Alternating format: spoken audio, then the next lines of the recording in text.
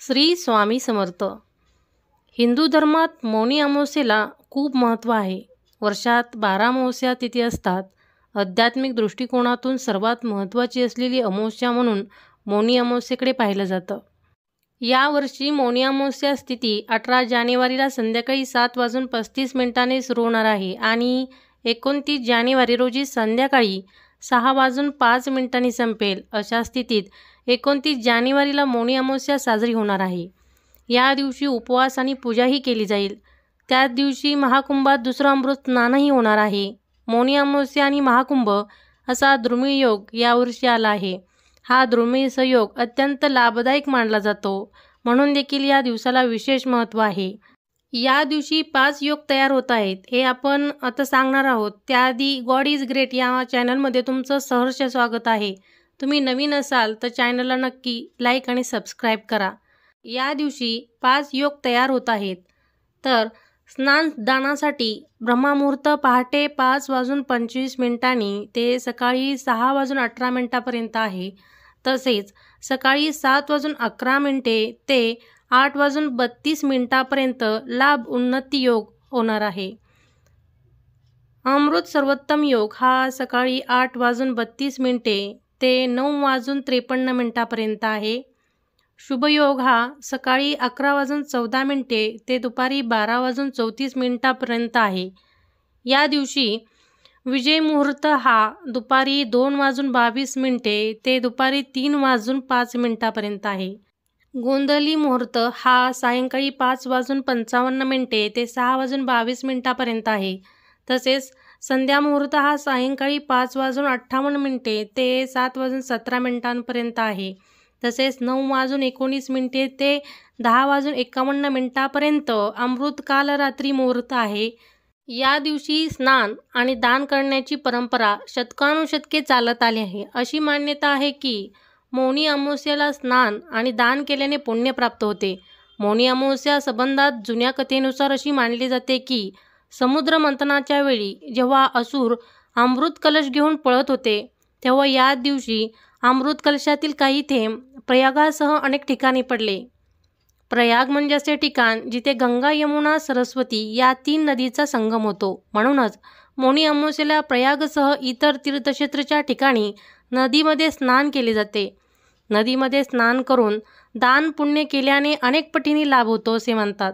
नदीमध्ये स्नान करणे शक्य नसल्यास सकाळी लवकर उठून आपल्या अंघोळीच्या पाण्यामध्ये गंगाजल टाकून आंघोळ करावी. यापासून सुद्धा खूप चांगला लाभ होतो. अमावस्या असो वा इतर कोणताही दिवस सूर्याला अर्घ्य दिल्याने दारिद्र्यता दूर होते आणि धनाचं आगमन वाढतं. म्हणून अंघोळीनंतर नेहमी सूर्याला अर्घ्य द्यावे. मौनी अमावस्येला मौन व्रत केले जाते. या अमावस्येला मौन अत्यंत महत्त्वाचे मानले जाते. यावेळी केवळ बोलण्यातच नाही तर मनातही शांतता असते. मौन व्रत पाळल्याने किंवा साधना केल्याने तणावातून आराम मिळतो, मनाला शांती मिळते, एकाग्रता वाढते, ध्यान करणे सोपे होते, शांतता देवाशी जोडण्यास मदत करते. मौनी अमावस्येला मौन पाळल्याने मोक्ष प्राप्त होतो, शुभ फळ मिळते. मौनी अमावस्येच्या दिवशी संध्याकाळी महादेवाच्या मंदिरात जाऊन दिवा लावायचा आहे. महादेवाच्या पिंडीवर पाणी आणि पांढरे फूल अर्पण करून नमस्कार करा. 108 महामृत्युंजय मंत्राचा जप करून महादेवाचे पंचामृताने अभिषेक करा. गायत्री मंत्र, विष्णू सहस्त्रनाम याचा जप करा. याने सुख सौभाग्यात वृद्धी होते आणि आर्थिक संकटे दूर होतात. भगवान श्री विष्णूची पूजा करा आणि पूजेच्या जागी श्रीयंत्राची स्थापना करा. जर श्रीयंत्र नसेल तर पांढऱ्या कागदावर लाल अक्षराने श्रीयंत्राचे चित्र काढून देवी लक्ष्मीजवळ ठेवा. नियमित त्याची पूजा करा. असे केल्याने घरात देवी लक्ष्मीचा वास असतो. पैशाची कमतरता नष्ट होते. या दिवशी मौन व्रत ठेवून पिंपळाच्या वृक्षाची पूजा करावी. कारण असे मानले जाते की पिंपळाच्या झाडामध्ये सर्व देवता वास करतात. म्हणूनच या दिवशी पिंपळाच्या झाडाची पूजा केल्याने सर्व प्रकारच्या पितरांचा आशीर्वाद आणि पापापासून मुक्ती मिळते. मौनी अमावस्या ही भगवान विष्णूच्या पूजेबरोबरच पूर्वजांसाठीही महत्त्वाची मानली जाते. या दिवशी पितरांना नैवेद्य आणि पिंडदानही केले जाते. या दिवशी पितरांना तर्पण आणि पिंडदान अर्पण केल्याने 3 पिढ्यातील पितरांचा मोक्ष प्राप्त होतो. मौनी अमावस्या यावेळी गुरुवारी आहे. गुरुवारी पिवळे वस्त्र घालून पितरांचे स्मरण करा. ते पाहून पितर तुमच्यावर प्रसन्न होतील आणि ते त्यांच्या वंशजांना सुख, समृद्धी, संपत्ती, वृद्धी आणि आनंदी जीवनाचा आशीर्वाद देतात. पितरांचा आशीर्वाद प्राप्त करून घेणे आपल्यासाठी खूप फायद्याचे ठरते, कारण पितृदोष असेल तर आपल्याला कोणत्याही गोष्टीत यश प्राप्त होत नाही. मौनी अमावस्येला दान केल्याने पितरांच्या आत्म्याला मुक्ती मिळते. या दिवशी तुम्ही त्यांच्या आवडत्या खाण्याचा पदार्थ करून गरिबांमध्ये वाटा. तसेच या अमावस्येला राहू, केतू आणि शनी शांतीचे उपाय देखील केले जातात. यासाठी शनी मंदिराच्या बाहेर बसलेल्या भिकारी, अपंग, अशक्त आणि गरिबांना वस्त्र, भोजन भेट करावे. याने दूषित ग्रहांना शांती मिळते. मौनी अमावस्येचा दिवस हा घरातील नकारात्मकता शक्ती नाहीसा करणारा मानला जातो. यासाठी संपूर्ण घरात तुम्ही गंगाजल शिंपडा. त्याचबरोबर कापूर, लोबान, चंदनाचा धूर करा. असे केल्याने घरातील प्रत्येक कोपऱ्यातून वाईट शक्ती नष्ट होते आणि सकारात्मक ऊर्जेचा वास असतो. घरात स्वच्छतेचे विशेष महत्त्व असते. काही विशेष स्थितीमध्ये साफसफाई केल्याने घरात समृद्धी वास करते व घराची भरभराट होते. मौनी अमावस्येच्या दिवशी छत व पायऱ्यांची सफाई करा. सोबत घराच्या दरवाजावर स्वस्तिक चिन्ह काढा. पाण्यात हळद टाकून मुख्य दरवाजाजवळ शिंपडा. मुख्य दरवाजा व उंबरठ्याची साफसफाई करा. असे केल्याने घरात चांगल्या गोष्टीचे आगमन होते, नकारात्मक शक्ती नाहीशी होते. संध्याकाळी तुळशीजवळ तुपाचा दिवा लावा आणि तुळशीला प्रदक्षिणा घाला. याने जीवनात सात्विकता येते आणि सर्व प्रकारच्या संकट आपोआप दूर होतात. जन्मकुंडलीतील चंद्रमा कमजोर असल्यास गाईला दही भात खाऊ घाला. याने मानसिक शांती प्राप्त होते आणि चंद्रसंबंधित दोष नाहीसे होतात.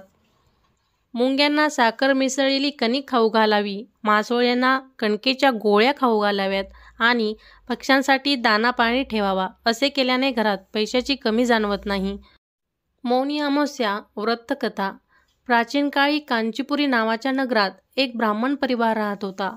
पती पत्नी दोघेही धर्मात्मा होते आणि शास्त्रधर्माने आपली गृहस्थी चालवत होते. पतीचे नाव देवस्वामी आणि पत्नीचे नाव धन्वंती होते. त्यांना 7 मुलगे आणि एकच मुलगी होती. तिचं नाव होतं गुणवंती. गुणवंती विवाहयोग्य झाल्यावर धन्वंतीने देवस्वामीला सांगितले, आता आपल्या मुलीच्या लग्नासाठी वर शोधायला पाहिजे. ब्राह्मणाने आपल्या धाकट्या मुलाला बोलावले आणि गुणवंतीची कुंडली त्याला देऊन सांगितले, ज्योतिषाकडून गुणवंतीची कुंडली दाखवून घे. ज्योतिषाला मुलीची कुंडली दाखवली तेव्हा त्यांनी सांगितले की लग्न होताच मुलगी विधवा होईल. ज्योतिषाची ही बातमी जेव्हा सर्वांना समजली तेव्हा ते खूप दुःखी झाले आणि त्याचा उपाय त्यांनी ज्योतिषाला विचारला. ज्योतिषी म्हणाले, हे ब्राह्मणा, स्विहलदीपत सोमाधोबीन नावाची एक पतिव्रता स्त्री राहते. जर लग्नापूर्वी सोमा तुमच्या घरी येऊन पूजन करेल आणि तुम्हाला आशीर्वाद देईल तेव्हा सर्व दोष दूर होईल. ब्राह्मणाने आपली मुलगी गुणवती आपल्या धाकट्या मुलासोबत स्विहद्वीपला पाठवली. वाटेत समुद्र किनारा होता. दोन्ही भाऊ बहीण समुद्रकिनारी पोहोचून त्याला पार करण्याचा विचार करू लागले. ज्यावेळी त्यांना समुद्र पार करण्याचा कोणताही मार्ग सापडत नाही त्यावेळी दोघेही भुकेने तहानेने व्याकुळ झाले होते. तेव्हा ते एका पिंपळाच्या झाडाखाली विश्रांती घेण्यासाठी गेले. त्या झाडावर एक गिधाडाचं कुटुंब राहत होतं. त्यावेळी घरट्यात फक्त गिधाडाची पिल्ले होती. ती सकाळपासून भाऊ बहिणीच्या बोलण्यांकडे आणि कृतीकडे पाहत होती. संध्याकाळी जेव्हा गिधाडाची आई पिल्लांसाठी अन्न घेऊन घरट्यात आली तेव्हा पिल्लांनी झाडाखाली झोपलेल्या भाऊ बहिणींची कहाणी आईला सांगितली. त्यांचं बोलणं ऐकून गिधाडाच्या आईला दोन्ही भाऊ बहिणींवर दया आली आणि पिल्लांच्या आग्रहावर ती म्हणाली, तुम्ही काळजी करू नका, मी त्या दोघांना समुद्र पार करण्यास मदत करेल. मुलांना आईचे बोलणे ऐकून आनंद झाला. तिने मुलांना जेवू घातले आणि ती दोन्ही भाऊ बहिणीकडे आली आणि म्हणाली, मी तुमच्या समस्या समजून घेतल्या आहेत. तुम्ही काळजी करू नका, मी तुमच्या समस्येचे निदान करून तुम्हाला सोमाधोबिनीकडे पोहोचवून देईन.